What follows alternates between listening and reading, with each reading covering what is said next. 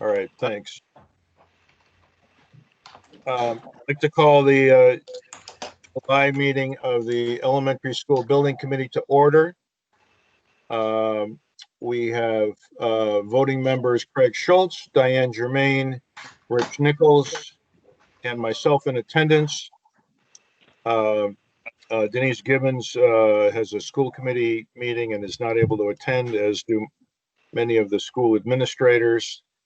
I'm sure they've got their hands full trying to decide how to conduct school business in the fall. We have Charlie Hay from Tapé, Chris Eberly from Compass, Julie Allen from Bacon Agostini, Kim Borst, our super valuable assistant, and I see another number down here. It looks like a 401, and I'm not sure who that is. So if there's somebody else that I have not called, I think that's me, Wayne. Julie. I had to dial in because my laptop just restarted, so I might be like logged in and dialed in at the same time. But it's 4170 is me. All right. Okay. Good. All right. And let's get started. I don't want to spend a lot of time on the construction progress because that's not, I think, what we really need to focus on tonight.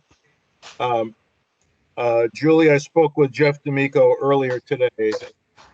We are beyond the no-cost extension that we had agreed upon it, but there are a number, I think there are about 10 or so items that still need attention. Is that your understanding?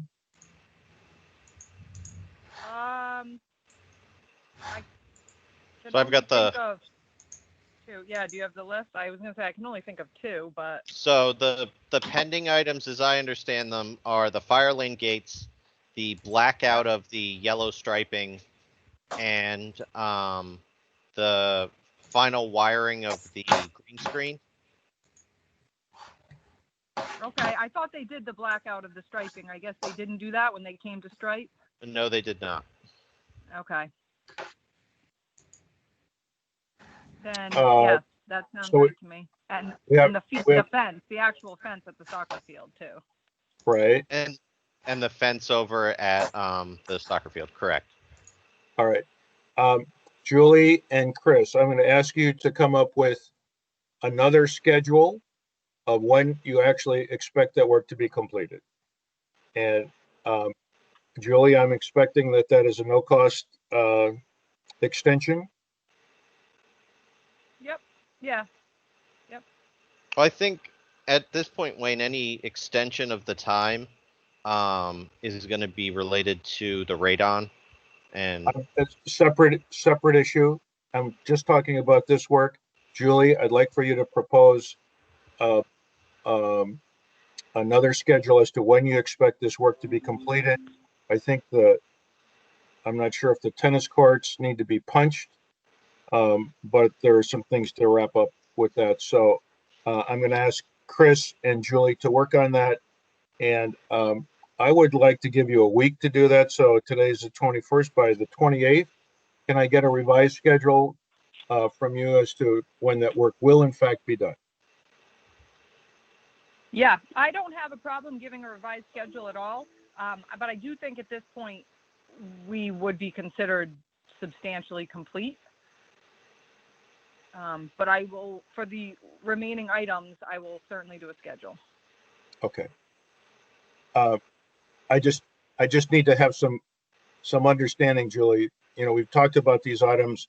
I know they've slipped some for reasons that are beyond anybody's control here, but we need to know when they're going to happen.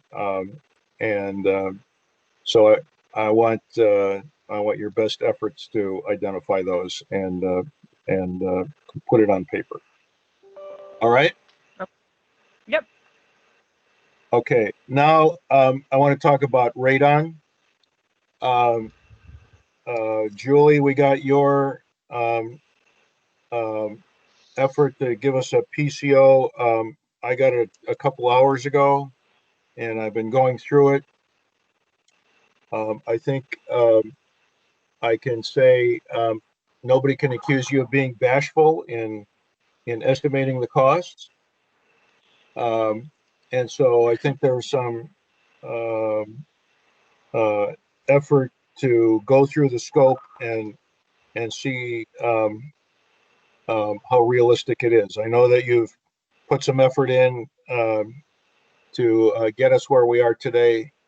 I see that you've got some numbers from Griffin and your painter, a couple others. But I still think we have some questions. I know there was an issue that Jeff and I talked about just a couple of hours ago relating to Griffin's work, and that is tying the fans into the emergency generator, into emergency power. So Charlie, this is an issue for you. I think that's, if I understand Jeff correctly, that's something that GZA had recommended because it's a Rhode Island spec. I personally don't understand the value of it. I think the amount of emergency time that we have in this building is in hours, and so I don't know how we mitigate radon during a period of time when we are only performing that function for a number of hours. And the building is not intended to be a shelter-in-place location, so its functionality is really only related to the operation of the school. Well, it can be tied into a different circuit, but I'm not sure that makes much difference in terms of cost. I mean, it's not a problem to change it, but I'm not sure that's a cost impact. The entire Griffin price was, I think, only $15,000. Right. So we can identify different a different, circuit to run off of. I think that's fine if you'd like. Could I jump in, Wayne? Sure. So the fans on those are $200 a piece.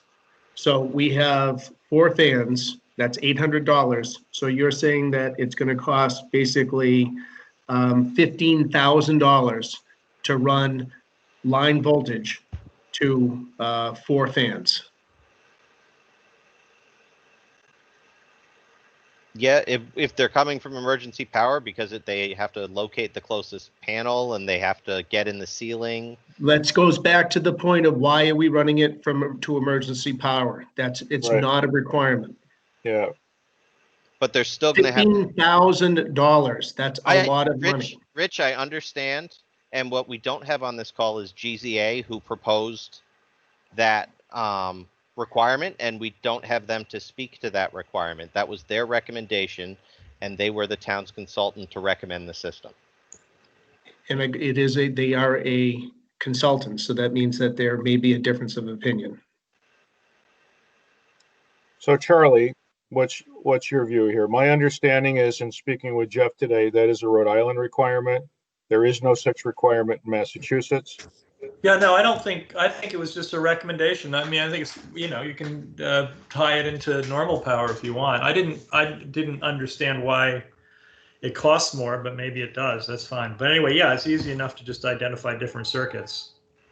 Okay, I'm comfortable with that. Rich, sounds like you are. I would say that it would be a good spending of our money. I'm going to do this informally because I think we're going to talk about the cost in total. Diane, what's your thought?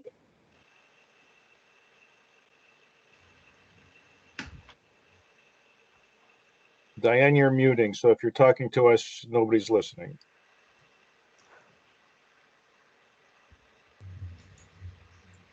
Well, look at that. Sorry. Now can you hear me? We can. Yes. I said yes, I think it's a waste of money. Okay, all right, so who am I missing here? Before we say it's a waste of money, we don't really actually know if it's a premium yet. You got to have power. Right. Well, so Charlie, maybe we need Jeff to, in my short conversation with Jeff today, he seemed to think there was an awful lot of conduit extra conduit involved, extra ceiling disruption, extra a lot of things in order to get this tied into the emergency power. Okay. So maybe he's in a better position to explain it, and that certainly is the basis of my view on it. But hopefully he'll get on here and can clarify that for all of us. All right. And Wayne, I think it's worth noting that we received this price at in parts leading up to today, but essentially we've had this in hand for about 4 hours. And so I don't think the design team or Compass has had the chance to really do a thorough due diligence on this number, because we haven't had time to break it down and understand where there might be gaps or where there might be gross overages, other than an initial gut check reaction. And so Okay. I think that's just important to note, that the price that you have before you is the initial proposal from Agostini before it's been vetted by any of the other consultants, including GZA and TAP-A, and that the committee should take that under recommendation. And in my discussion with Jeff, which occurred after you spoke with him, one of the things that we were recommending is that if we want to take action on this, we really only have two options, and that's to agree on a not to exceed price, which is grossly inflated in our opinion, and try to figure out a way through quality tracking to get the price down over time, which we don't think is a good idea, or to give the team time to do the due diligence, understanding that this is necessary to go before the selectmen to receive final approval, and have us come back with the due diligence on a scope that's appropriate and a review of the costs, so that a quorum of this committee and a quorum of the selectmen could meet to discuss that final number in about a week's time, or at a time that was convenient to both boards.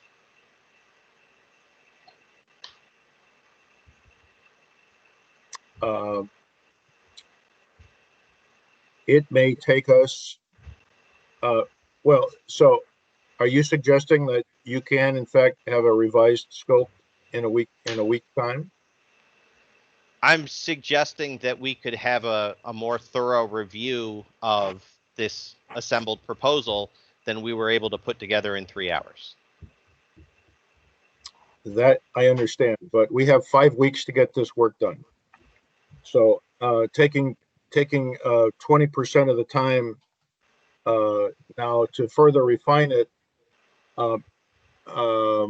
is substantial. So if we want the work done, and if we want to have it done so we're not doing it during school time, when I would expect that costs will go up substantially if we're now dealing with additional COVID requirements while the building is occupied, then I'm wondering whether there's a diminishing return in taking the time to try to get a hard-earned number at this point, if it's going to take us longer at the back end. So that I think there's a couple of different ways to approach this. I understand your approach, and I'm suggesting something somewhat different.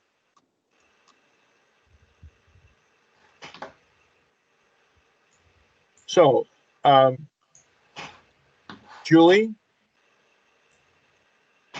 Yeah. Let's go through your numbers a little bit. Okay. You have your spreadsheet in front of you? I do. Yep. I don't know if I can fit it all on the screen or not. Everybody see that okay? Yeah. Yes.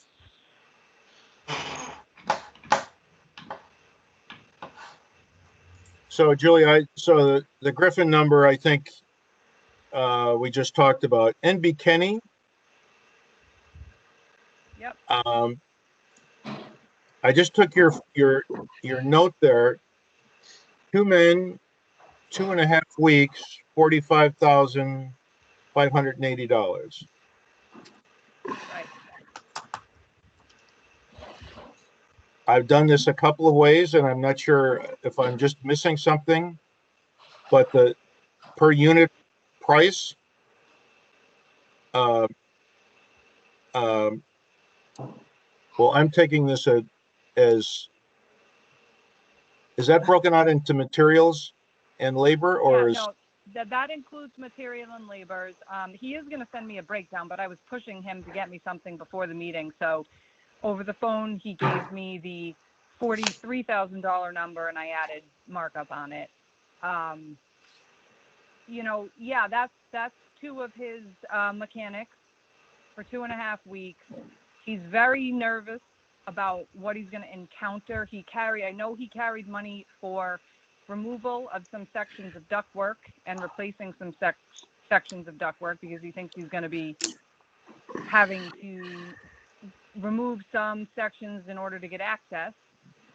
He's carried a lift for that amount of time. These ceilings are 20 feet high. I don't know, even how he's going to access half of the things he's going to access. So there's a high level of complexity to this install, in my opinion, and definitely in his. So he's very nervous about it.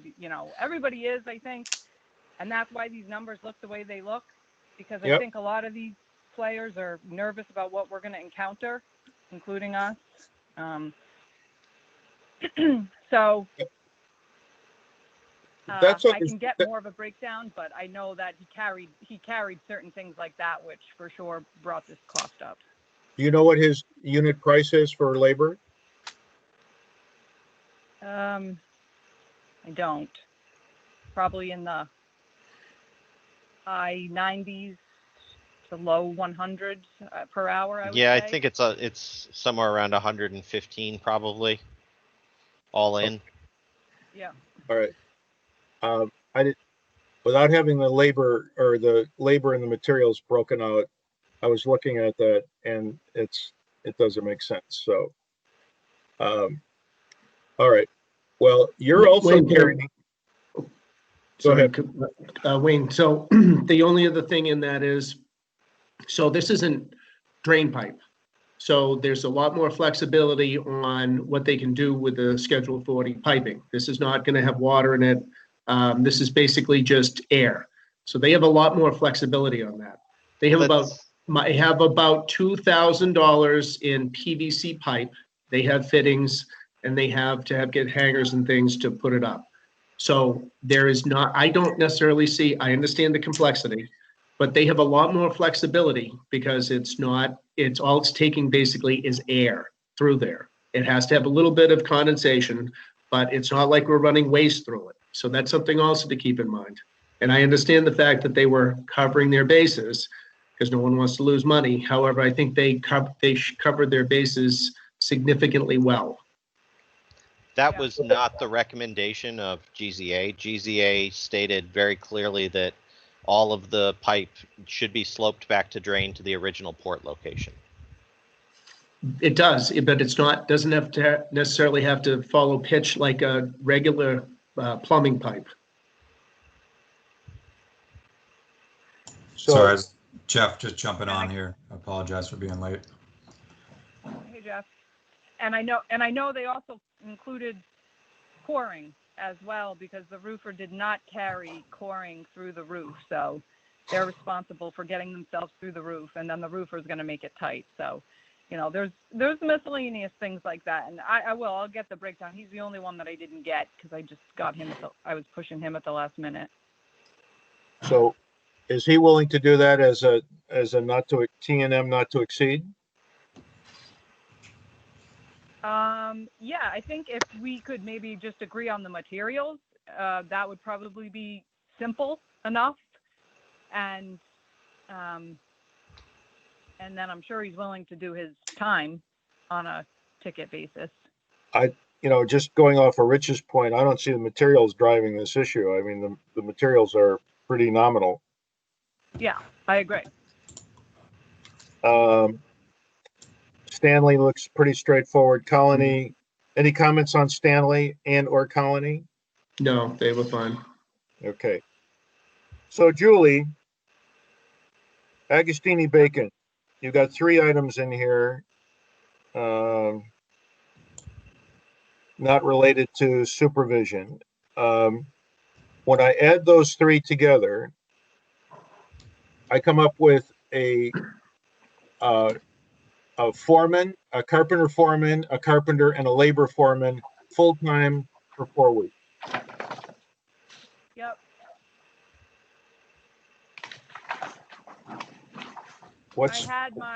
I turned this over to my estimating department again because of the complexity of it. So my estimating department put this together for me. But we did review it together. The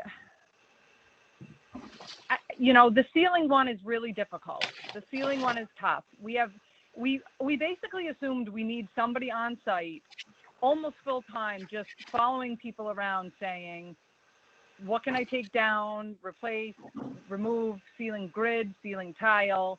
And again, these are these large 8-foot tiles, which are not easy to remove and not easy to put back. We have to get a lift.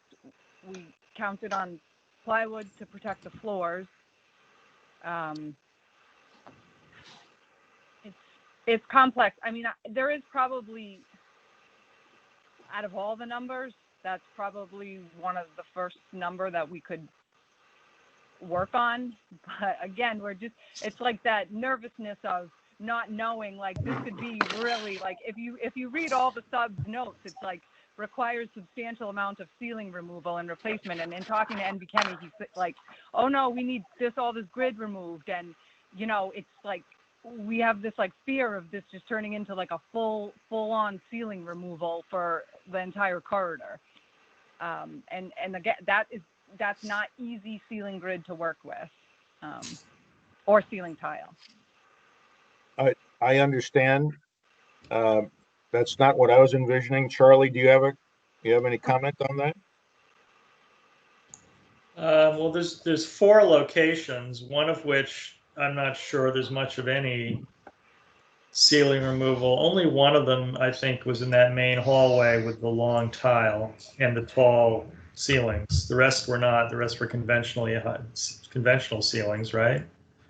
And I presume that one would take ceiling tile down, carefully store it, and wait till all the work was installed and then reinstall, which I would think it would be more like how many days does it take to take it down and how many days to take it up. Not that there has to be somebody there full time following people around, taking out and putting back in tile. But that would just be my reaction.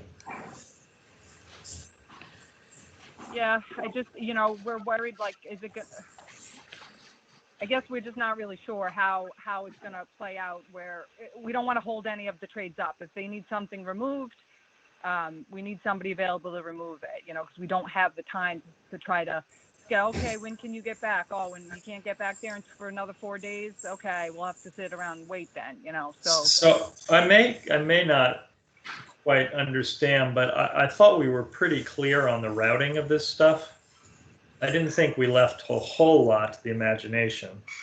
And if that's true, I don't understand why we can't just take the tile out before the trades get there and then let the trades do their work and then reinstall the tile.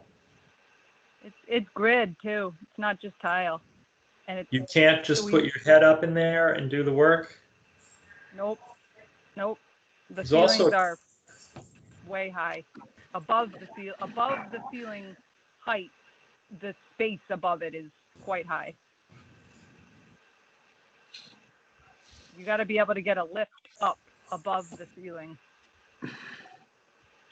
So could we get a price to have the acoustical ceiling people to just basically go in there and take out this couple of sections and put it back in, take the track out, take it out of the way, like Charlie said, let the trade get in there and do their thing, and then put it back. Just get a price for them to do that work. Yeah, I did try to get a price from them. They really weren't interested. They're 100% closed out on this project, and they have a lot of work on their plate right now, so they really weren't interested in this. So we said, all right, we'll price it ourselves. I can try to tighten it up some more. Julie, Well, Julie, are you working with them on another job?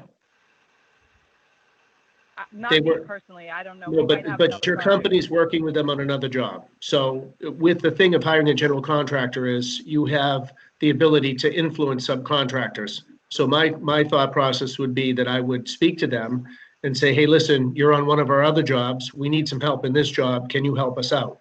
To hear that a sub doesn't want to do the work really doesn't work for me, especially if they're on two of my other sites.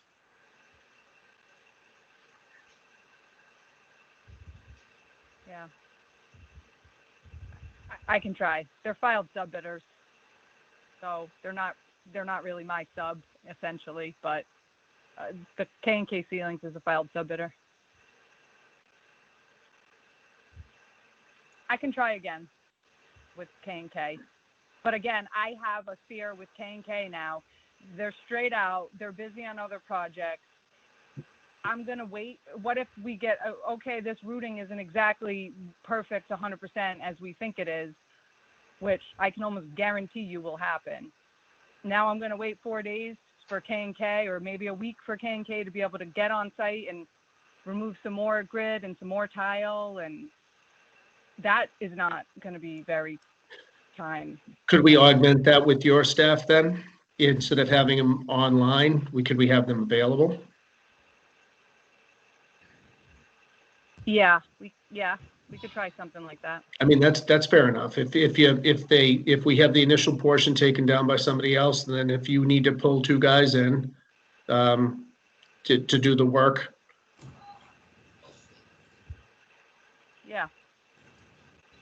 Julie, did you Yeah. foresee a lot of damage to the tile when you were moving it? Like, I wasn't sure what all the materials were for with the ceiling grid. I mean, I understand that to get a lift out, and especially on the second floor, because it is the sloped roof, you do have to get pretty high up there with the grid. I understand taking on enough space to make the lift accessible, but were you envisioning you were not able to put back what you took out?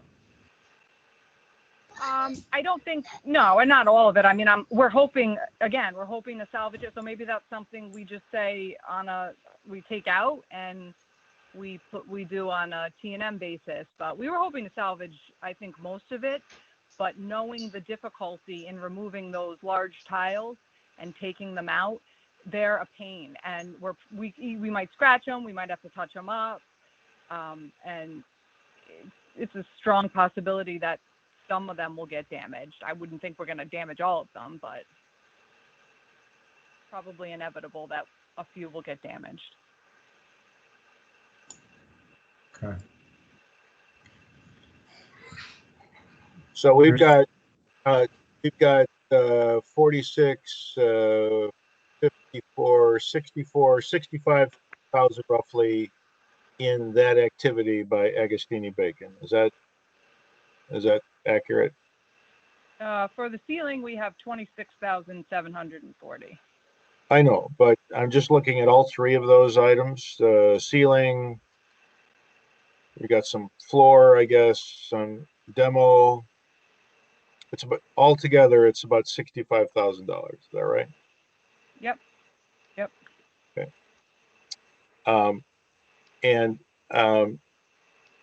Given Rich's comment about maybe having the ceiling guy do some of that work, is Agostini willing to do that scope on a T&M not to exceed?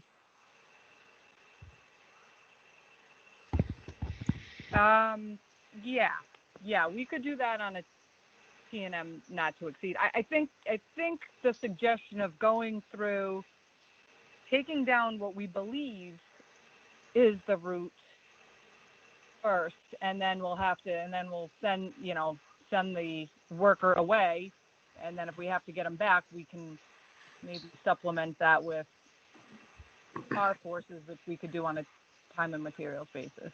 That's fine. Could you get Kenny to come in ahead of time also to maybe take a peek up, maybe get the lift there earlier, take out one tile and have them take a peek up in there ahead of time to make sure we take out enough ceiling? Yeah. Yep, I can do that. Richard, I'm a little bit concerned about subdividing the work, won't end up in a more efficient cost. So are you thinking that, that Agostini's price here would be significantly less if it was done by the primary sub versus the labor that they've shown here? No, if Augustini can do it, it's just having 3 guys on site for 3 weeks. That was the thing that was kind of throwing me on that. That was the thing that was throwing me on that. It may be and I'm fine with if you say, hey, listen, in your past experience, the ceiling contractor has been more expensive. I'm fine with having Agostini do it. It's just having 3 guys parked there for 3 weeks just seems a bit much. It's 4 weeks. Through 4 3 guys, weeks. 4 weeks. So, and I understand the significant ineffectiveness to all of this, but like I said, it just, number wise, I'm trying to get the numbers down. But if you said, hey, listen, we don't feel that there's going to be a cost savings having the ceiling company in, and like Julie said, they have a difficulty getting them there. I'm fine with, acquiescing to that and saying, okay, that makes sense. I just wanted to have the conversation. So what is your opinion?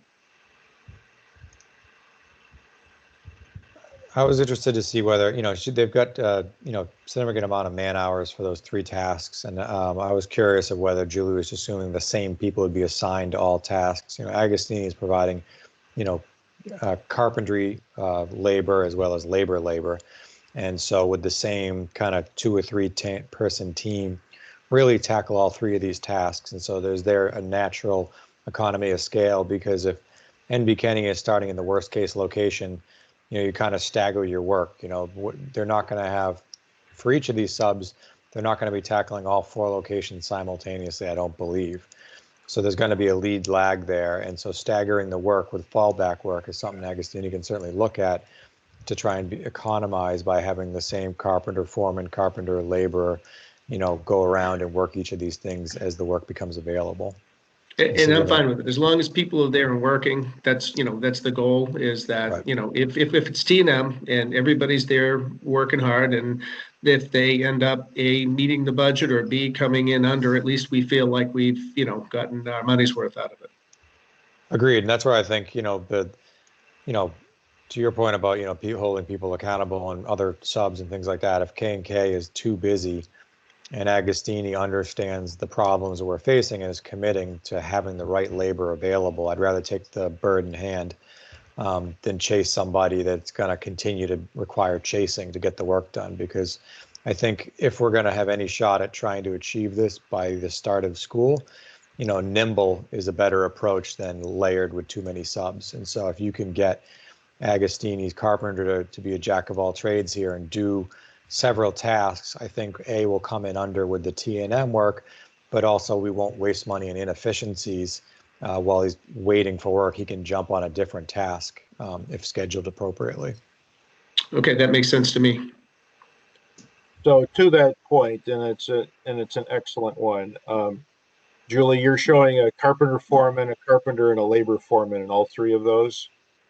Right. Do you have people in mind?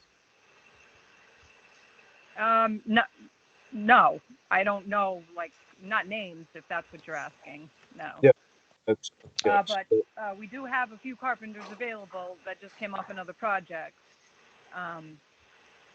So we do have, I think, at least 2, probably 3 carpenters available right now. I'm not sure about a laborer, but usually we do have a laborer.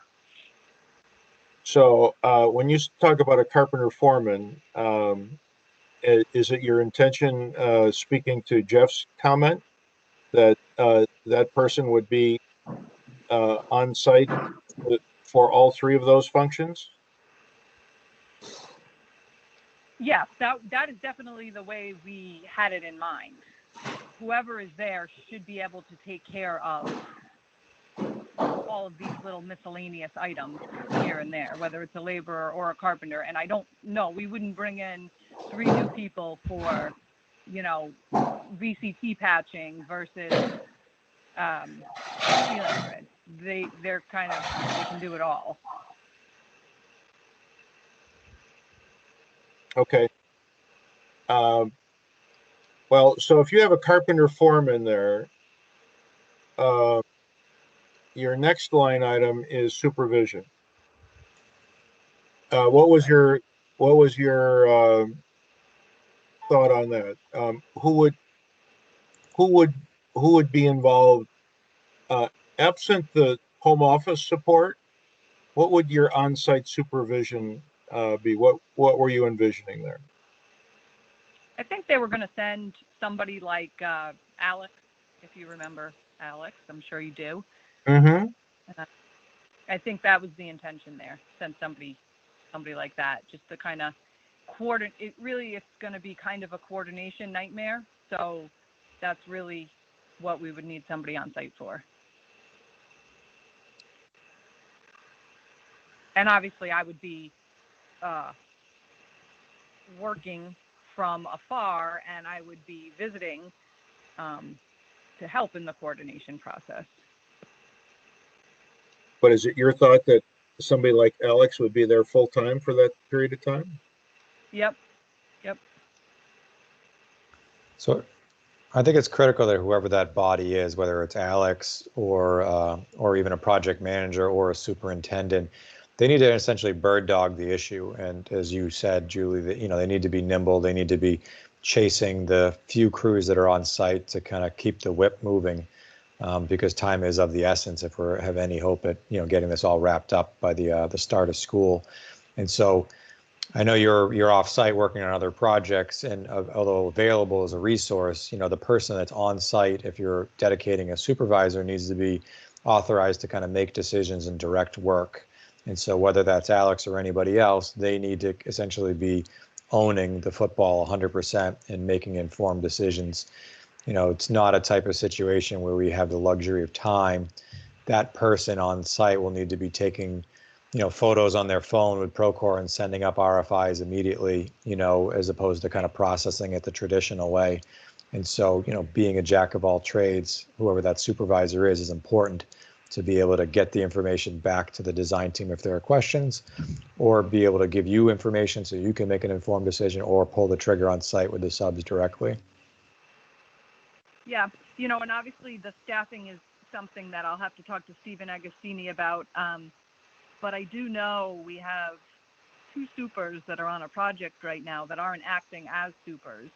They're kind of like carpenter foreman or assistant supers. So maybe we could steal one of them, but I'd have to clear that with Stephen first. Well, Julie, my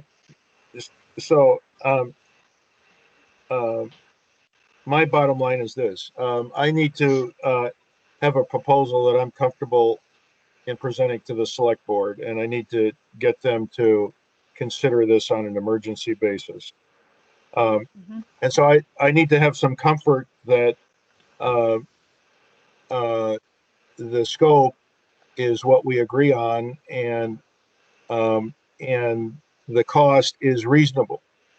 Now, approaching it this way, time and materials not to exceed,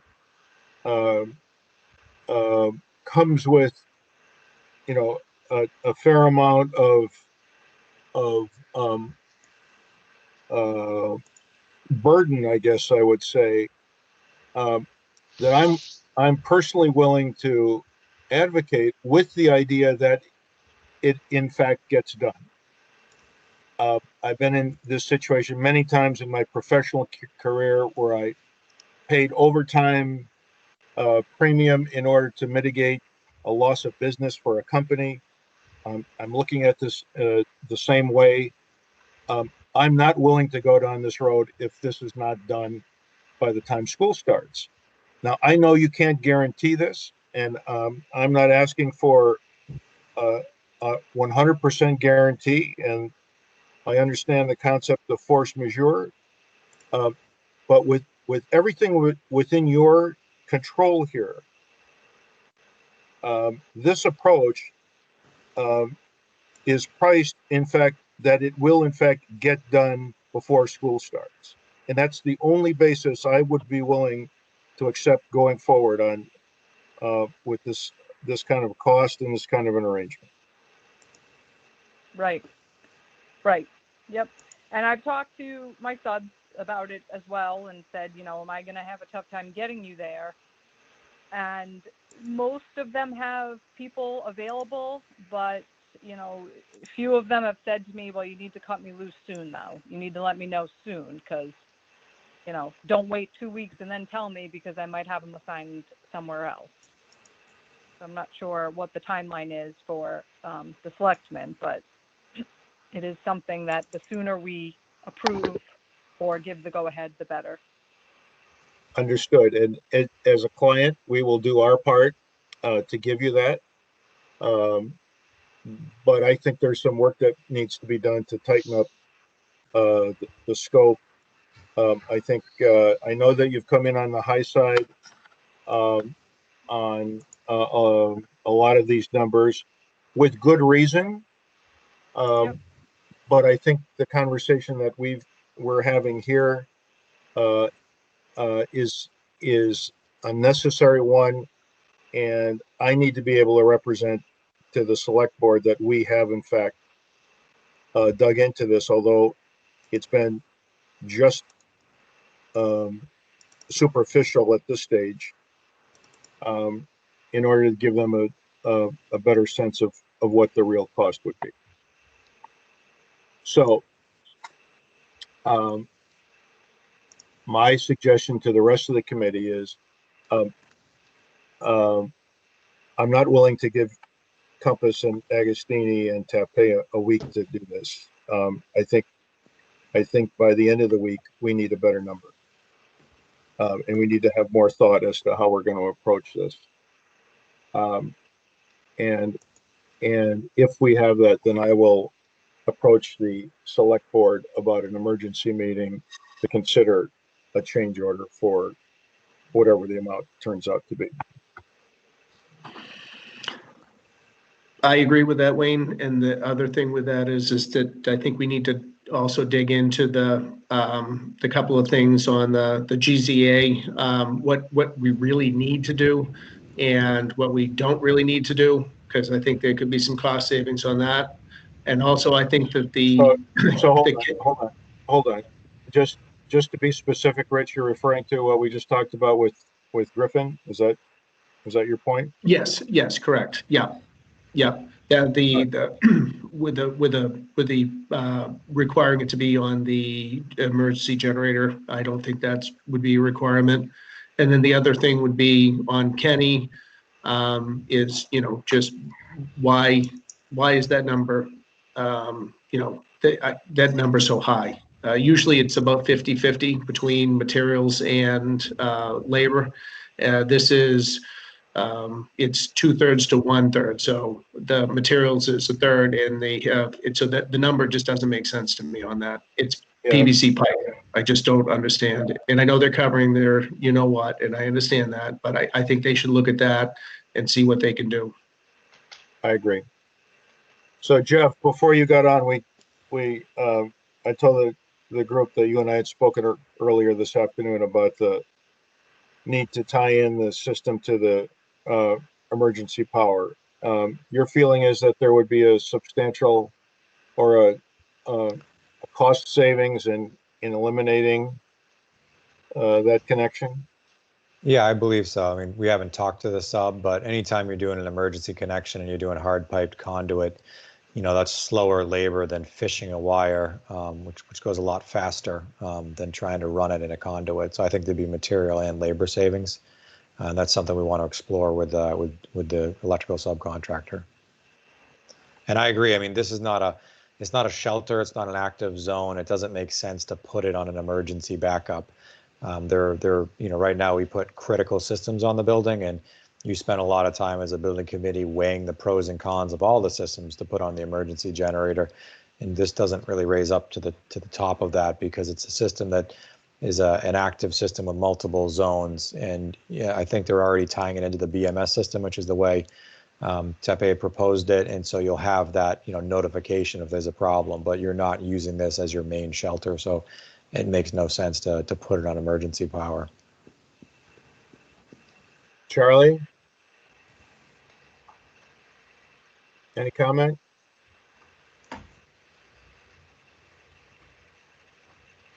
Comment from Charlie, you're me? muted. Yeah. No. Okay, all right. So, what do Tape, Compass, and Agostini say about when they can get me a better number? And what is the committee willing to do in terms of either meeting again or maybe what we should do is this is maybe authorize me to approach the select board for an emergency meeting or a joint meeting with this group and, and the select board to make a decision. I think by the end of this week. That's fine. Yeah, I think that scheduling an emergency meeting, get it on their list, because I think time is our biggest enemy. And if we come out of this saving, you know, if we spend too much time and come out 20, 30,000 less, they'll be doing it during the school year. And that, with all the disruptions that could be occurring already, I think that the most important factor is getting the time, getting it scheduled, and getting it done. So expediting that by getting a meeting set up with the selectmen and coming back, you know, as quickly as possible with a more firm number, and then doing a not to exceed in time and materials for the rest of it. You know, saving $5,000 and having it being done while school's in session is going to cost us more than that in both dollars and goodwill. All right. So, Diane.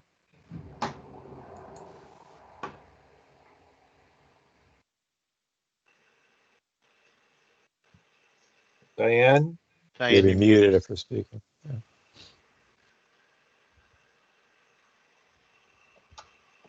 Is Diane there? She's still logged in. See her logged in, yeah. I'd say as far as the turnaround, I mean, Julie's obviously got the lion's share of the work about getting back to their subs. We can certainly give our feedback from Compass and Tape tomorrow to Julie in writing and try and get the number worked down with the subs, but she's got to grab their attention. And then I think internally, I think Agostini can work with those 3 scopes of work to look for efficiencies. So I do think the end of the week is the appropriate target for the project team to get an answer back to this group. And then for the building committee and the BOS to have a joint emergency meeting is the best course of action available to us if we want to try and get this wrapped up by the start of school. So is that? Can you hear me now? Yes. Yes. I think, yes. Finally. There's a select board meeting next Monday night, a regular one.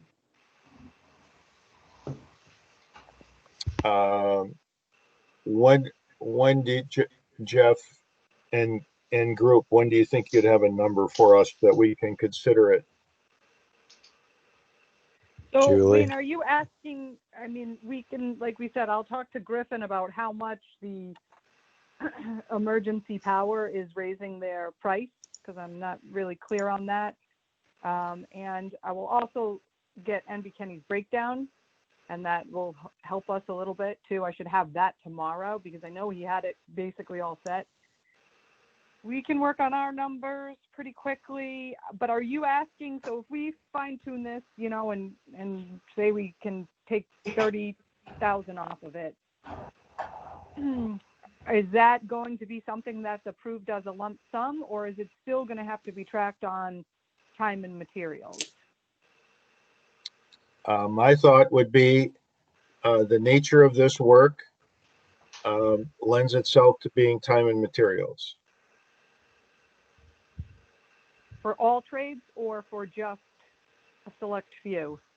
I'm only asking because I think trying to track every single one of these on T&M is going to be a lot of work for whoever we assign to it from my company and whoever Compass assigns to it as well. Wayne, could I jump in, Wayne? I think Yeah. if we did, I think Stanley, we were fine. Colony was fine. King was fine. I think it was the Kenny, Griffin and Bacon. So it's basically going to be yourself and 2 other subs in my mind. Yep. Well, and frankly, if we get this emergency power issue resolved, I'd even consider taking Griffin out of that. Yeah. Yep, Mhm. okay. Rich? Yeah, no, I agree. That's fine. If they could bring that, if that number Yeah. comes down because it's a local source, then that would be not, I wouldn't be as inflammatory. So then Julie, Yep, it would be NB Kenny and Agostini.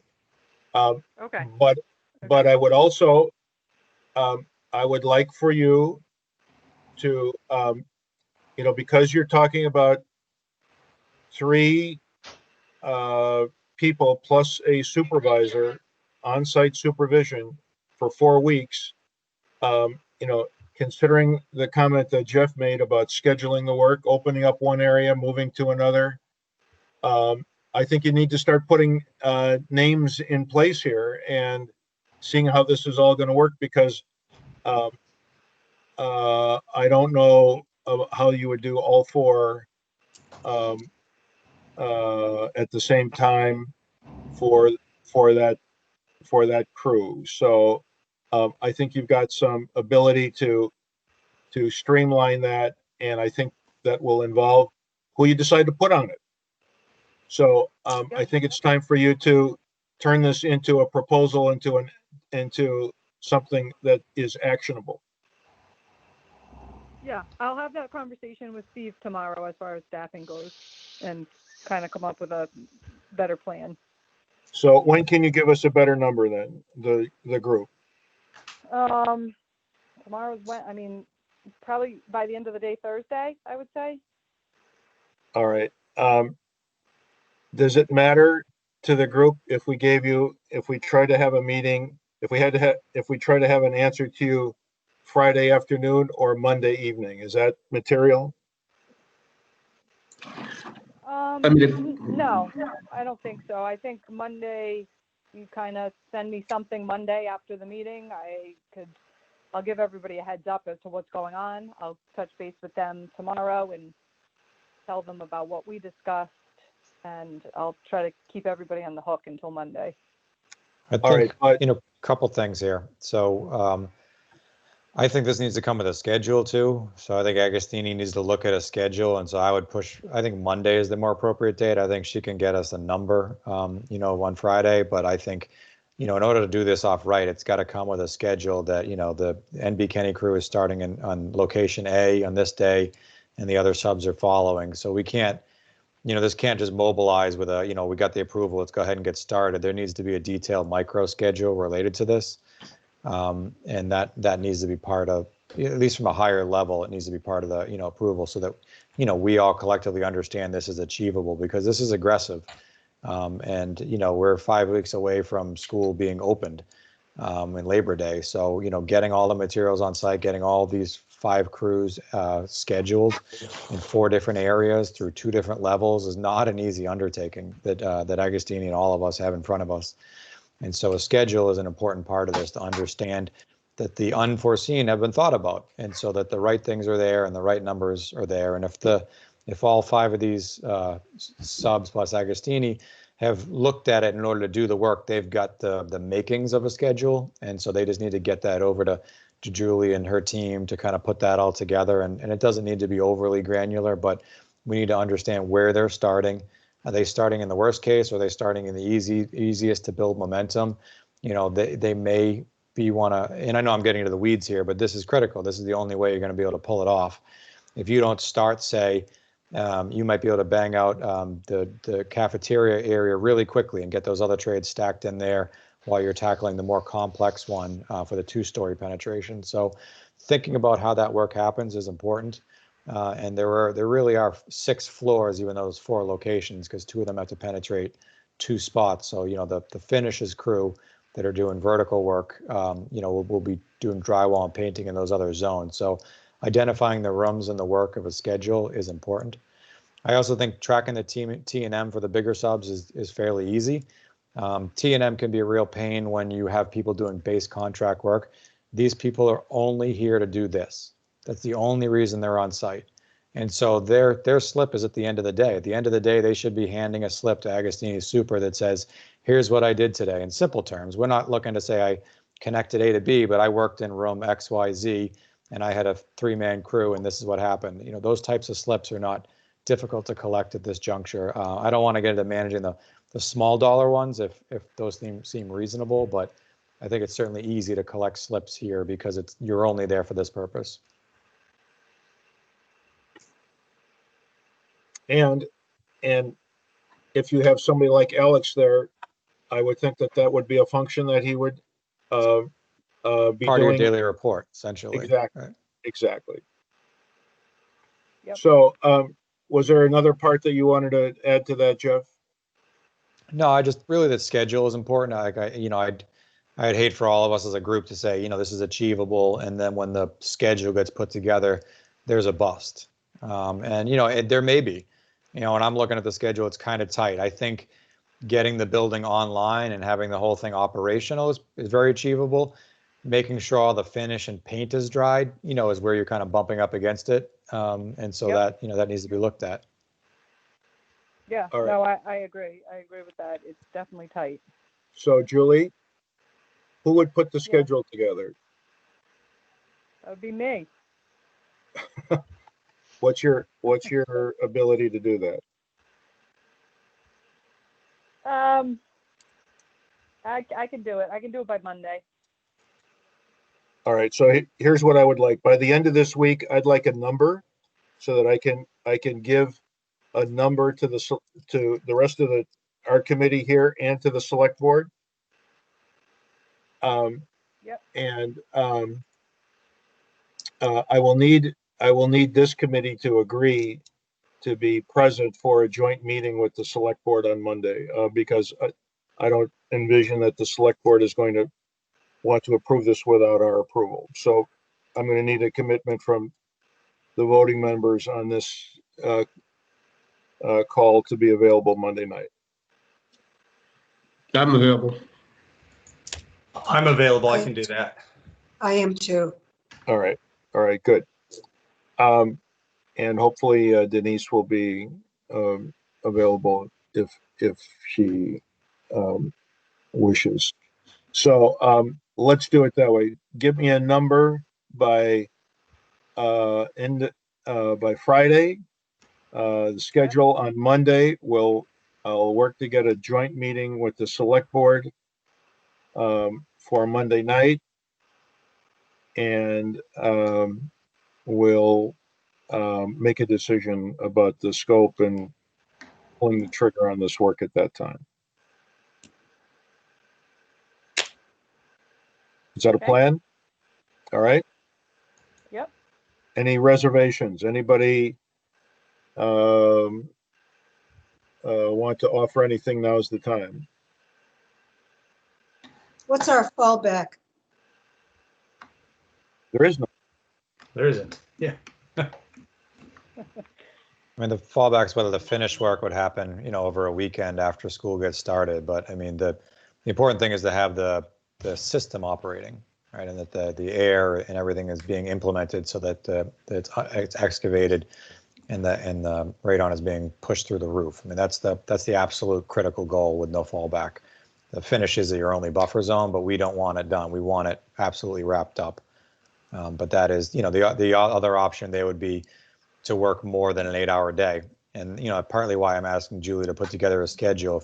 If there's a bust and we need to work a Saturday, that's going to reflect in the number. And so that is the fallback, that there is perhaps a 6-day work week for the finishes or whoever it needs to be to make sure we hit that goal. And to know that, the only way to know that is to put a schedule together on man days and make sure we can hit it.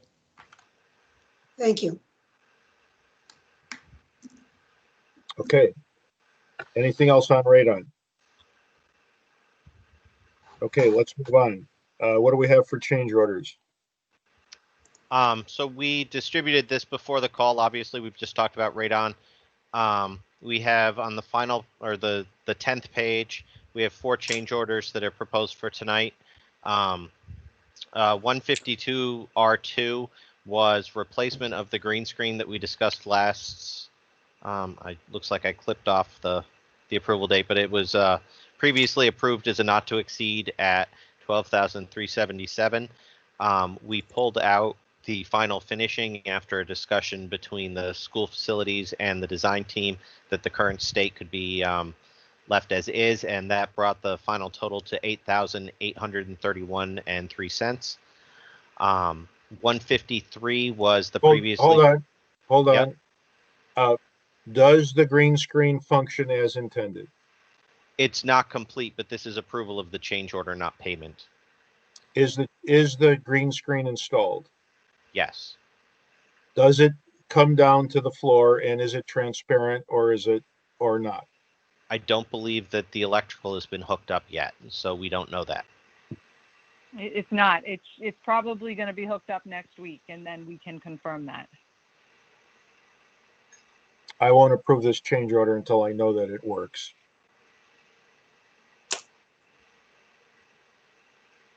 It's not for payment. It's just to approve it so that we can get paid when it's done. Julia, better go to the floor, and it better not be transparent. Yes, I agree. There is absolutely no reason in the world to spend this money if it doesn't do those two core things. And if it doesn't do those things, you will not pay for that change order. I can tell you, Wayne, that particular change order does very clearly say that the length they need will reach the floor and we'll have a dual screen. So we are covered should that not occur. Okay. All right. The next one was 153. This was added ventilation to address the temperature control issue that room 250 and the adjacent rooms are dealing with. This essentially installs an exhaust fan in the mechanical room to exhaust the additional hot air that's in that mechanical room, and it would be set to a temperature control. Is this work completed?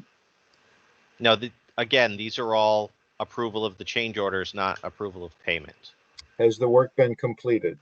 No. Is it scheduled? Julie? I'm sorry, Chris, what was this one for? I'm sorry. This is the room 250 change.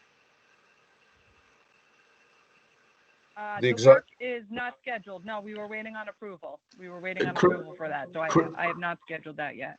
Chris, could I ask a question on that? Yep. So I'm looking at it and it's really small. And it looks to me like it is $18,000. It's $13,229.49.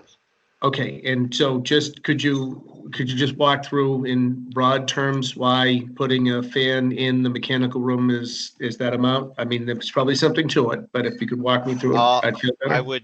I would mostly defer to Charlie, but it was 8 hours to be on site installing the various components, cutting the hole in the wall.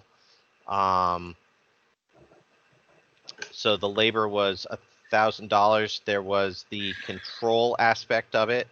So that was, I believe, the ductwork costs, and also the controls costs to hook up. So it's $2,900 for the controls. It was $1,830 for the ductwork installer. Or I'm sorry, for the fan itself, and it was another, and it was $4,000 for the labor to install the ductwork and make the penetrations in the wall, add the hangers and blank offs that were in the area, all at prevailing wage. Okay. I mean, and just ask one more question.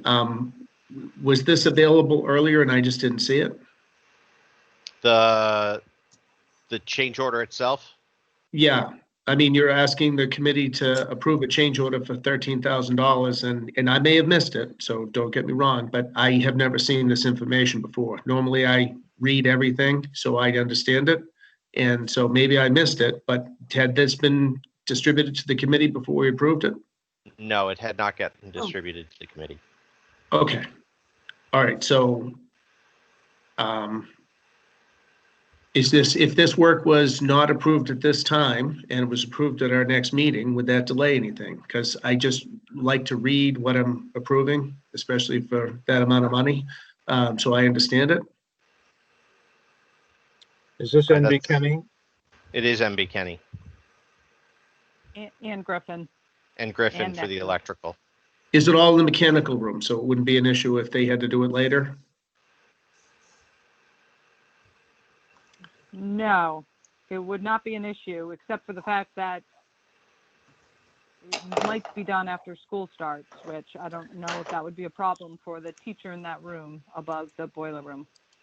Okay, I mean, it's just, the unfortunate thing is, it just, not being able to read the change order, to look at it, I understand the concept. I just, when you dig into it, sometimes things jump out at you, and we didn't have the time to do that. I'm a little frustrated that we didn't have this ahead of time. That's what I'm trying to express.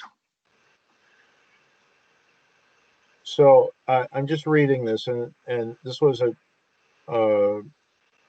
confusion on my part, just reading the dialogue here. The active solution is to install an exhaust fan that will be controlled by a local thermostat to remove heat from the boiler room. There is a section of unused louver that can be utilized to discharge warm air, while a duct above will bring cool air in. What is the hole in the penetration in the exterior wall that we're making? Is that for air makeup? So there's an existing louver that serves for the I'm combustion familiar with it. air, I'm and familiar with it. and only 50% of that louver is utilized. The rest of it's blanked off. So when you walk into the mechanical room, there's a blanked off panel below the intake. Right. And so it would, the proposal that's indicated here is to cut that blank off and install a fan at that a ducted fan at that location. So we're not creating an exterior hole in the wall. No, we're creating, I believe, a dampered fan. Charlie, do you want to speak to that? In an existing louver that's partially utilized.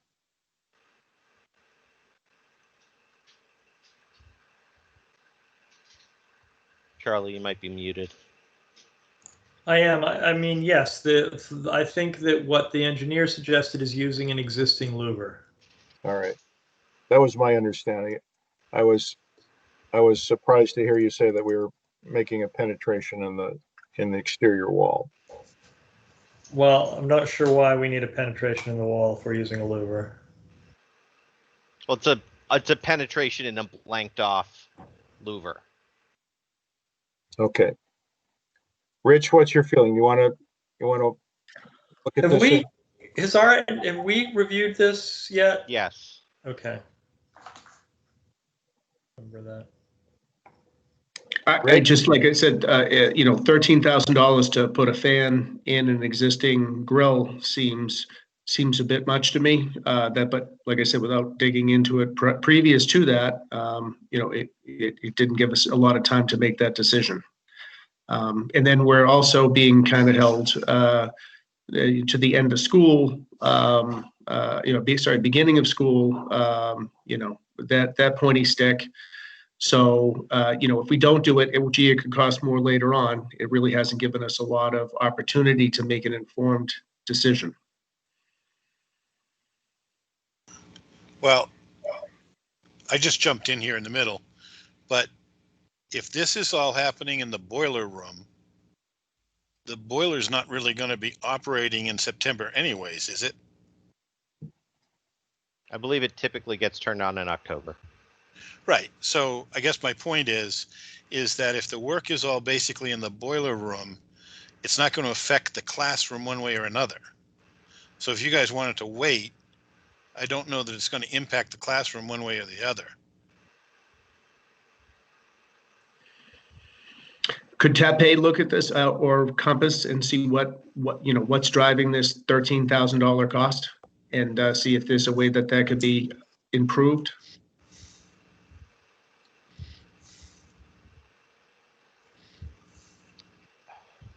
Yeah. Jeff, are you there? Yeah. Chris? I'd look to TAP-A to comment on the costs a second time. We did initially put this before each group, and it was a solution that was developed between the mechanical engineer and the mechanical contractor, and this was the solution that they proposed. Okay, and that's great. I just, to put a fan in the window for $13,000 seems a bit excessive to me. So that's what I'm asking is there something we could do to improve the effectiveness of the use of funds? Yeah, well, Chris, we'll just review it again with the team and come back with an answer to Rich's question and let him review it offline. To Terry's point, it's not time critical, but obviously we do want to wrap up the job as much as possible. So we'll table it for tonight. If we can get responses back next week, you could even review it as part of your emergency meeting if everything's up to snuff at that point. But let's go back and look at it and again, let Rich have time to look at it. Great, thank you for doing that. Appreciate it. Next. 154 should be a lot less controversial. There was an unused contract allowance in full and waterproofing's contract for additional patching and repair that was owned as part of their Exhibit B. They did not use it, so they are crediting the project $30,668.09. 155 was a coordination bust after the manholes had been ordered. There was a grading issue related to the drainage system over by the soccer field, and an RFI was issued, and a revised solution was proposed that added 2 additional lengths of pipe to lower the depth so that the pipes would be of sufficient depth, and it required field modification of the manhole on site. So that was field cut on slips, and it was $823.20.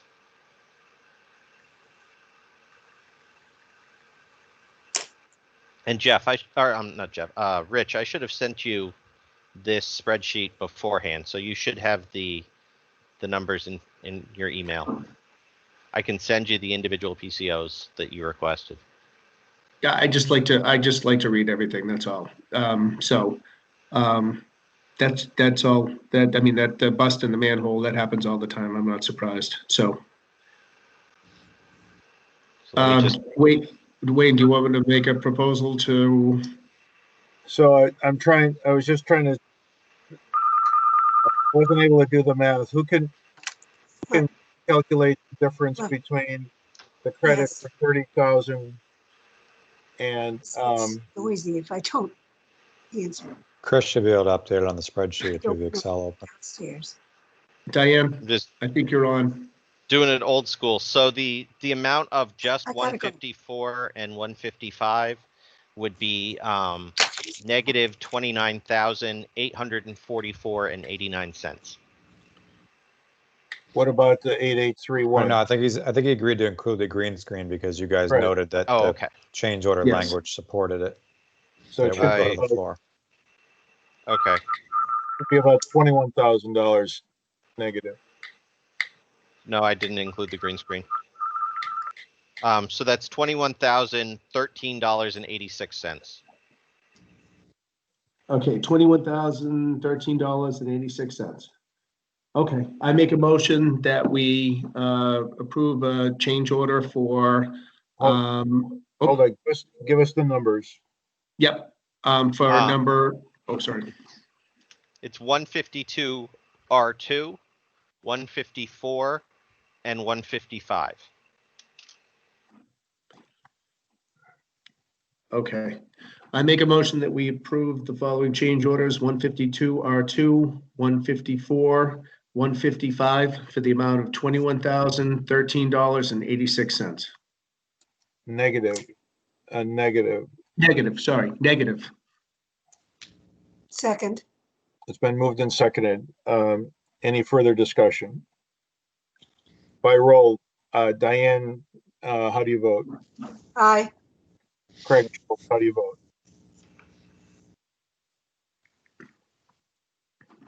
I went full screen. I couldn't find the unmute button. There we go. I vote aye. Rich, how do you vote? Aye.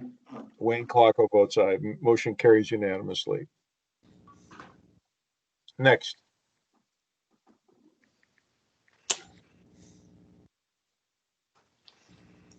I can't. All right, so we have proposals for additional work related to the design and monitoring of radon. We've got a proposal from Taipei. Can we put those on the screen?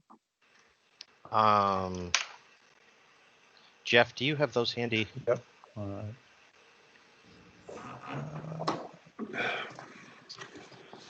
I was not in the folder. Hang on a second. Yep. Grab it 1 second.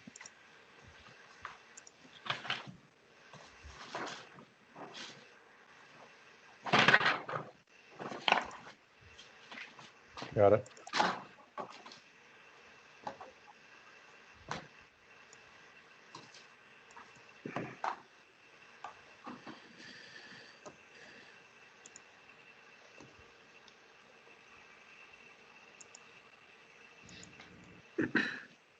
All right. All right, so this is Taipei's proposal. Taipei submitted a proposal for additional services related to the radon mitigation system that we discussed. This included, this was calculated after the fact when they completed all the work and developed the actual price proposals and executed and issued them. We recommended including 2 site visits for this work so that because there's 4 zones and multiple finish work, we anticipated that 2 verifications would be best to include as part of this completion of work. And so that's recommended at an $8,000 additional services request from Taipei that Compass has reviewed and supports as reasonable for the work involved. If any of you have looked at the actual change proposal and the amount of work that was needed in order to issue these, you'll understand that it's a fair amount of documentation to go up through the floor, horizontal, up through another floor, horizontal again, up through the roof, coordinating that all in an active existing building while working around the utilities and as-built that were done. We think this is a fair and reasonable request from Taipei. Yeah, I do as well. In fact, my impression after seeing your documents, Charlie, were that you had put in an awful lot of work and there was a lot of detail in there, and you did it on time. That was a tall order. So I'm in full support of this amount. I think that's fine. I agree. All right, I would make a motion to approve the Taipei request for additional services of $8,000 related to radon. Second. It's been moved and seconded. Any further discussion? Diane Germain, how do you vote? Aye. Craig Schultz, how do you vote? Aye. Rich Nichols, how do you vote? Aye. Wayne Clocko votes aye. Motion carries unanimously. It's the next up was Compass's letter. So Compass is requesting a contract extension related to a few items that we noted in the letter proposal that has been distributed to the committee. We provided 3 options as it relates to the carry through of our services through the completion of the project. Most notably, Compass is the final consultant that will be on board with you all the way through final audit with the MSBA. That typically takes a year from the time you pay your final invoices. I haven't carried it out quite that far because, I'm optimistic that we'll pay it and get them motivated earlier. But the level of effort at the back end does diminish to just the final audit, and then we're required to do monthly reports to the MSBA, and obviously any and all interaction amongst the building committee and end users if there are requests. So because the overall delay of COVID has pushed out the start of or the completion of construction, because CHIPS is not yet complete, because the radon mitigation is still under development and the final punch lists are not 100% complete related to the change orders that are still being evaluated, the building committee won't be able to finalize and approve the change orders or any final costs within the next few months. So that ultimately pushes out the final completion of the contract, which we had targeted as January. We're optimistically targeting that as August, which lines up with an MSBA board vote. Realistically, it'll probably be at their October board vote by the time you guys pay your final invoices, which I anticipate is November. The open items that are there is that if everything goes smooth with the radon mitigation and the other change orders that we've talked about, November is a reasonable timeframe to process your final invoices. The one thing we don't control is the CHIPS submission and approval, which Agostini is getting a few remaining items over to the design team so that they can make that submission. There may be some back and forth there, or it may be a clean approval. We're not clear as to how it'll all shake out once it goes through CHIPS and their final approval for the project. But essentially, we're showing bumping out the final reporting to the MSBA by the 7 months, which is minimal hours of accounting and Chris's time just to do a few reports. The majority of the time is related to the radon mitigation, which is this coming summer, and that is what makes the difference in the three options. So the options here equalized from the closeout standpoint. And in discussion with Wayne, I wanted to provide 3 levels of service options for you guys, which directly ties to the amount of hours that Chris would put on site for this radon and any other ancillary punch list or change orders that you guys request from here on out in the project.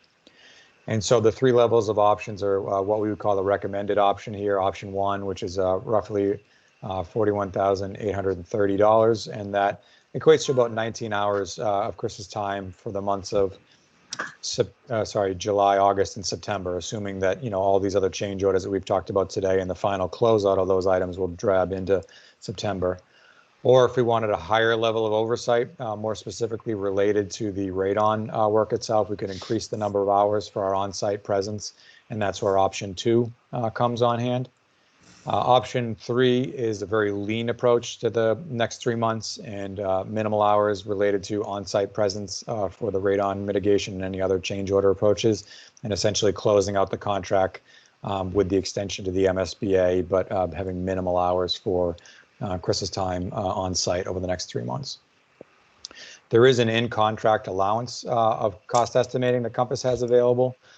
So the final contract amendment increase would be net of those, which is what the backup 3 pages represent. So if I was to go to one of those pages, in this case, it's option 1, you see that the total hours equate to a $41,800 add. And then once that deduction is created, the net increase to Compass's contract is only $29,431. I'm happy to answer any questions that the committee has related to these options or anything related to this. Rich? No, I mean, I think the recommended option would be the number 1. Makes sense. I think the only thing that I would say is, and hopefully we're pretty much through it, but getting information ahead of time for things would be one request that I would make for going forwards, even if it's partial, to be able to look at items. That would be the one comment I'd make on that in our option 1. Sure. No, it's fair. I appreciate the constructive feedback. Thank you. Craig? You're muted, Craig. Yeah, so go full screen so I can read this stuff, and then I can't see that I'm muted. Yeah, option 1, please. I think that's the right choice for us. Okay, and Diane? I agree. Option 1. Yeah, that's my thought as well. I think for all the reasons that we talked about with Julie in trying to watchdog this process of doing it time and materials and expedite it, I think we'd be foolish to try to shortcut oversight. And so I'm not saying that 19 hours a week while we're doing the radon is appropriate, and I think that Compass would staff it much more heavily while we're doing this next 5 weeks, and that the average That's correct. 3 months would be only that, an average. But I think option one is a reasonable amount to perform the oversight for the radon, and then the tail end for everything else that we need to get accomplished. So I would entertain a motion for whatever option anybody would like to make. I make a motion that we approve the option one for the amount of, and I can't see it because you just took it. Oh, sorry. That's fine. $41,831. $41,831. Yep. Thank you. But that's, hold on, but we're really asking to increase your contract by $29,431. Is that correct?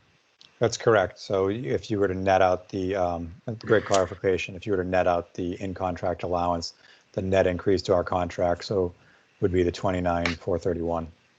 Okay, so let me revise that. So I make the motion that we make a net increase via amendment number 5 for radon and schedule extension for the amount of $29,431. And friendly amendment to utilize the in-contract allowance for estimating. If you're willing to take that friendly amendment, just so it's clear. Yes. And sorry, and the remainder of the $41,000 was taken from the in-contract estimating allowance. There, in-contract and estimating allowance. Kim, did you get that? Second. Which version? I have a lot of crossouts and scribbles, but Yeah, second. Write it up like you meant to say it. that's right. I will. It's been moved and seconded. Diane Germain, how do you vote? Aye. Craig Schultz, how do you vote? Aye. Rich Nichols, how do you vote? Aye. Wayne Klockow votes aye. Motion carries unanimously. Thank you. Any other contract amendments? Not currently. All right. Community communications. Diane, anything on that front? Not since I opened up the tennis pickleball courts. Okay. Terry Wiggins, school committee met tonight. Yes. Do you have a date for opening school or any further information to share with us about when school would open as it relates to this project? Maybe. I don't have an official date other than we're fairly sure that kids will not be in school until after Labor Day, and it might be the week after that. The plan goes to the state on August 10th. So we don't exactly know when and there's also legislation that may change the school year to anywhere from 177 to 175 days. The idea of that is so that staff would have additional professional development time before kids come back. I can say that when they come back, unless something changes dramatically, it will be a hybrid model where half of the children will be in Monday, Tuesday. Wednesday will be a total remote day, and then Thursday, Friday, the other half of the kids will be in. And we'll obviously, the cohort that's not in will be getting remote learning. So it will be different. Hey, Wayne, to add on to that, so teachers will probably be coming back the week before, True. tentatively before Labor Day. So just keep that in mind as well. Right. Okay. Well, that's helpful. It doesn't sound like either of those factors affect the timing of the schedule for the radon work that we've just discussed. I don't think so. Well, that is correct, but they are planning on bringing some students back with different needs throughout the summer. But we'll go ahead and we'll continue to work around whatever you guys have planned going forward. All right. Great. Okay.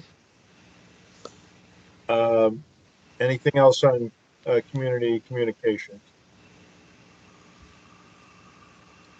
construction administration updates. Jeff or Chris, anything? I don't have anything unless Chris does. No, I don't think we have anything further. I think we Okay. covered it all. All right, let's keep moving along then. Invoices? Yep, we have some invoices. Let me see if I can just share. It's saying I'm using the, It not should be supported the, in my browser. I It's have the saying- VIP if that's helpful. That would be helpful. It's saying, because I'm using my browser, it's saying sharing's not supported, so. Everybody see that? yes. So I'd like for you to scroll down to the actual invoices. Yep.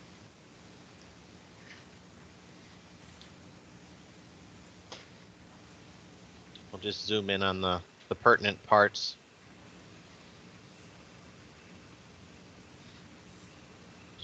So starting with Compass, just the order that they are.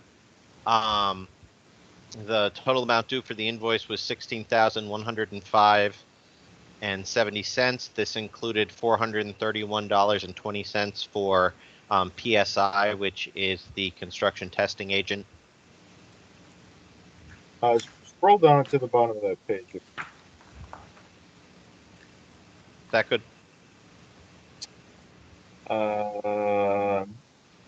Yes. Kim, Yes, looking at the note at the bottom there, am I reading this correctly? The previous, it's been paid. It's been paid. Yeah, we resolved that it was just a matter Yeah. of issuance date. We sent it It out was paid, yeah. the day before we got the check. and the same issue for Tepe, was that paid? I believe so. I didn't notice that on Taipei. I did double check on Compass. But I think they were all the bills usually go out on that same day. So if Compass was paid on the 1st, then Taipei probably was as well. All right. And are you getting verification that these bills are in fact being paid? Am I? Yes. All right. That was a concern for me because this was the first time I had seen something outstanding, and I was concerned. All right. So we have a bill in front of us for $16,105.70 for what is this? June services. Can't see the top. Yes, for the month of June. Yes. All right. I make a motion that we pay Compass $16,105 And 70 Second. cents. and 70 cents for the services for the month of June. Second. It's been I moved already and- did, but whatever. It's been moved and seconded. Any further discussion? Diane, how do you vote? Aye. Craig, how do you vote? Aye. Rich, how do you vote? Aye. And Clarko votes aye. Motion carries unanimous.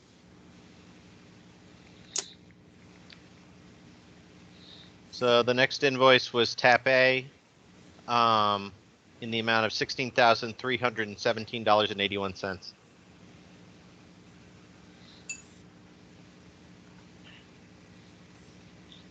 I'll make a motion that we pay Tepe $16,317.81 for services for the month of June. Second. Been moved and seconded. Any further discussion? Diane, how do you vote? Aye. Craig, how do you vote? Aye. Rich, how do you vote? Aye. And Clarko votes aye. Motion carries unanimously. The next one was, I'll zoom in on the pertinent parts of this. This is Agostini's, in the amount of $320,448.58.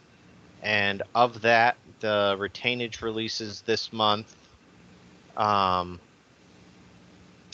NEIS requested their full retainage of $10,357.36. We held $8,000 as they're the supplier of the screen, and we've been unable to verify operation. So that is $2,357.36 this month. Colony requested their full retainage. They'd completed the remaining open work, so we paid that amount in $35,383.35. Dorenzo requested $136,494.10. We held $30,000 for some outstanding items, including the loan at the DPW and some remedial work related to the erosion control. Folin, the waterproofer, requested their full retainage of $15,035.46. Pavilion requested their full retainage. We denied that request due to an issue that was raised at the resilient floor in the lobby. Construction Specialties, the next three are just suppliers, had $74.65. That was, I believe, for corner guards.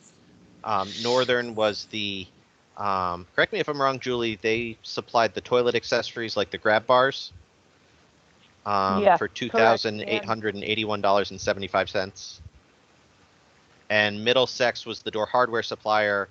Their retainage was $22,275.25, and we all three of those we granted in full and appear in this month's rec. Cassandra's sign had $3,909. Make sure I said that right.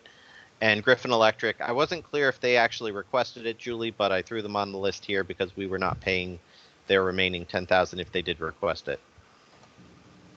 And that was the full no, retainage. I don't think they release. were requesting it, but that's fine. Speaking about Griffin and retainage, is the Musco lighting operational?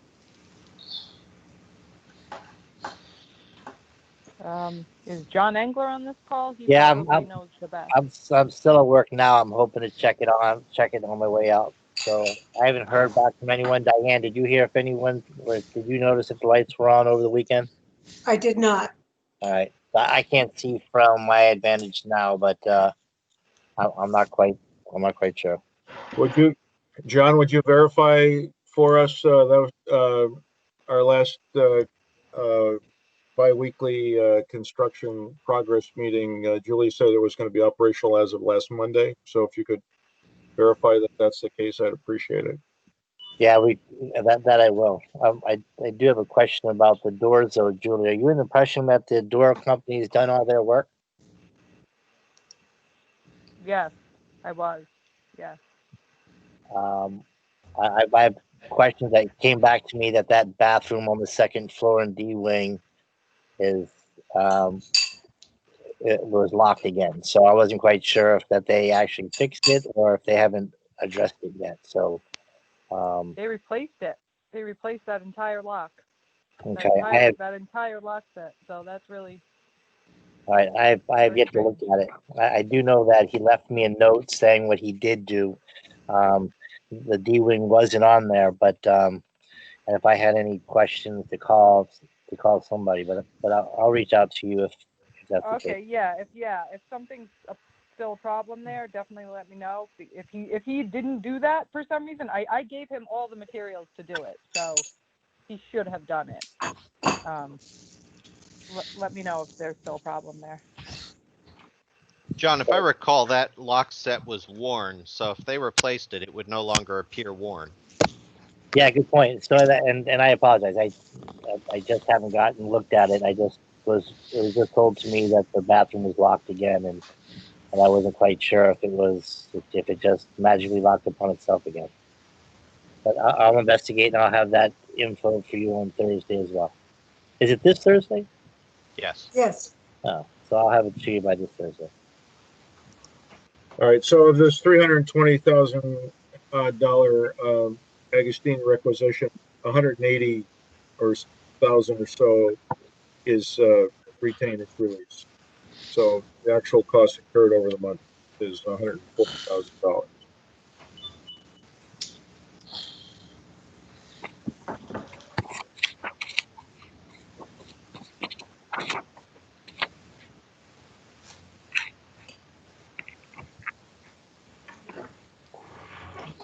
Anyone like to make a motion?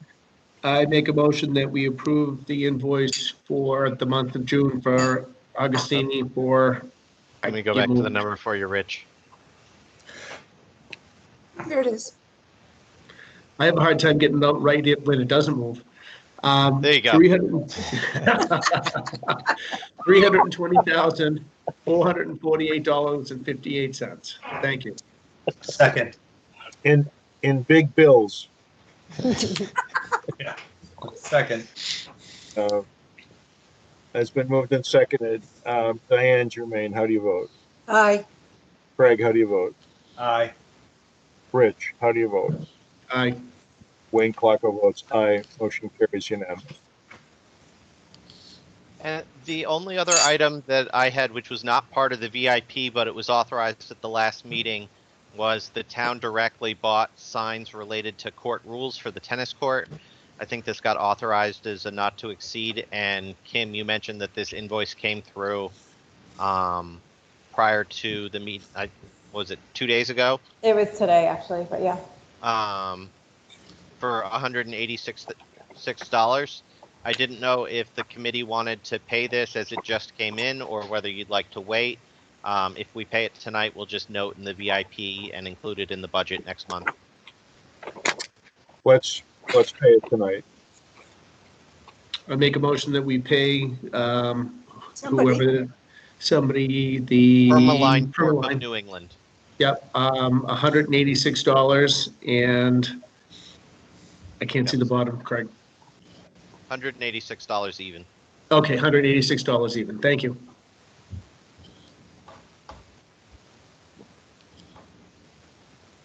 Anyone want to second that? Second. Yeah. Been moved and seconded. Any further discussion? Diane, how do you vote?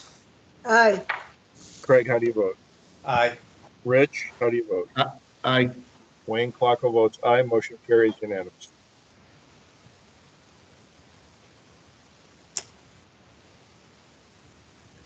Kim, I don't know if you had any other invoices. That's all I had for invoices. We do have some minutes if anybody's interested in improving those from June 23rd.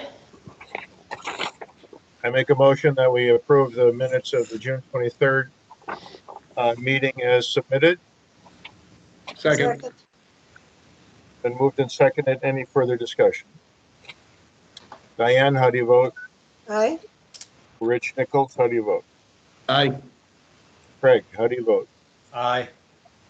Clarko votes aye. Motion carries unanimous. All right, so we have a progress meeting Thursday morning. Correct. I'd like to have an update on radon just to see where everybody's at. I will contact the select board about getting on their agenda for Monday night with the joint meeting to deal with this radon issue. So that's the immediate plan. As I can see, if there's anything else, now would be the time to bring it up. I'm good. Nope, all set. Thank you. Craig, any new business? I'm good. Terry, anything else from the school point of view? I'm all set. John Engler? No, I'm all set. Thank you. All right. Well, then we will reconvene with our consultants on Thursday morning. And I will be back to you with a confirmation about the select board meeting Monday night. Are we going to meet again next week as the full group, next month? Should we plan that date while everybody's on the call? Yeah, good call. Yeah.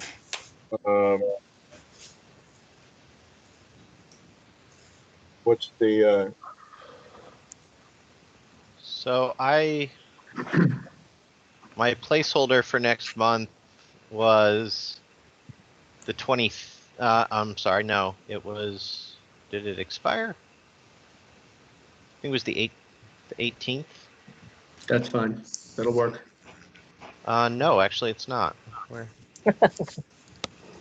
Maybe I need to extend this meeting out again.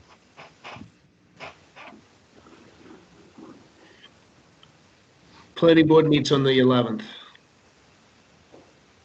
is there a pencil rec? pending. Yes, there will be. Will will be, be. yeah. So should we do the 25th?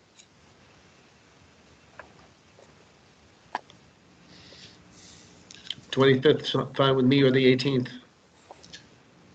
18th will probably be a school committee meeting. Okay, It is. Then let's do the 25th. great. Okay, Oh, there it is. All right, I'll send out an update to everyone with that login information. great.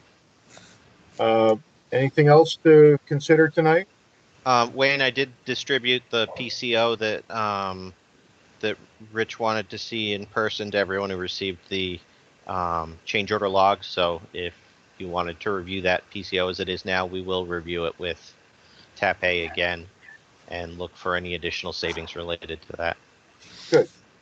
Good. Thank you. All right, motion to adjourn. Second, Good night, everyone. Thank you. Right. good night. All right, Good night. good evening. See you, everybody.